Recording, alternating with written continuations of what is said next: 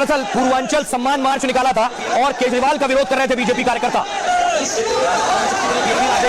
BJP ने बवाल काटा है, बैरिकेडिंग तोड़ी बीजेपी कार्यकर्ताओं ने और केजरीवाल के खिलाफ यह प्रदर्शन था। बीजेपी कार्यकर्ताओं पर पानी की बौछार हुई।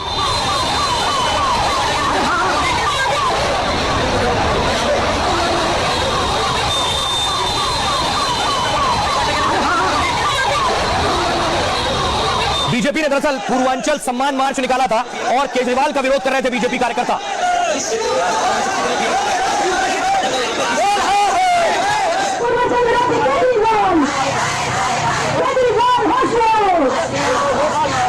कहां से आ गए 15 दिन में? कहां से आ गए? पिछले 15 दिन में 13,000 नए वोट बनने की एप्लीकेशन आई है। जाहिर तौर पे यूपी और बिहार से ला के यूपी आसपास के स्टेट से ला के फर्जी वोट बनवा रहे हैं ये लोग। उस केजरीवाल का यही बयान उनके लिए आफत बन गया और उसके बाद देखिए यहां जो कार्यकर्ता मौजूद थे बीजेपी के, उन्हें हिरासत में लिया गया क्योंकि प्रदर्शन कर रहे थे।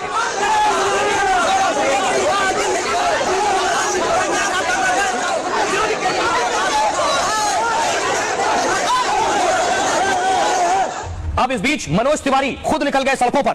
मनोज तिवारी सड़क पर निकल गए ऑटो में और लोगों से बात करी। अच्छा, कहाँ के रहने वाले हैं? देखो, इन्हीं को दोगले बोल रहे हैं अरविंद केजरीवाल। हम दोगले हैं, यूपी बिहार के हैं तो कोई बात नहीं, हमारी गाड़ी पीछे छूट गई, मैं इनका सहारा ले रहा हूँ। अरे हम इसको अभी तो घर घर जमीन जमीन पे गली गली ले जाएंगे। देखिए, हम लोग मेहनत करने वाले लोग हैं। आवाज के बाहर क्योंकि उनका विरोध बढ़ गया है।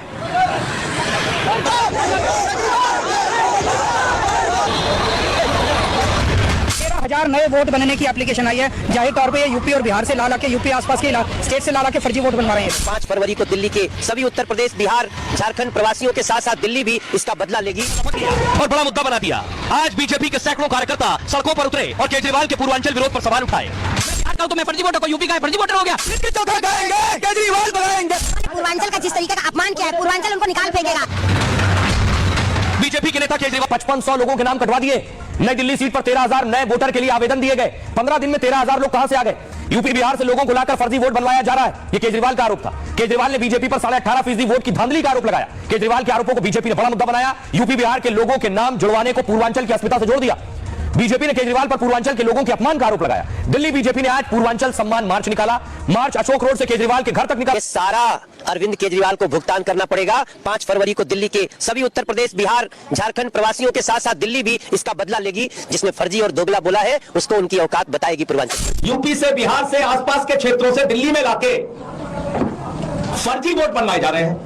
पर्व के दौरान आप देखते हैं दिल्ली में कुल वोटर है 1,55,00,000। दिल्ली में पूर्वांचल के वोटर हैं 40 लाख, यानी जो पूरा चुनाव बदल सकते हैं। यह दिल्ली के कुल मतदाताओं का 25% है। दिल्ली में विधानसभा की सीटें 70 में से पूर्वांचली वोटर का 35 सीटों पर सीधा सीधा असर है। 18 सीटों पर पूर्वांचल के लोग निर्णायक भूमिका में।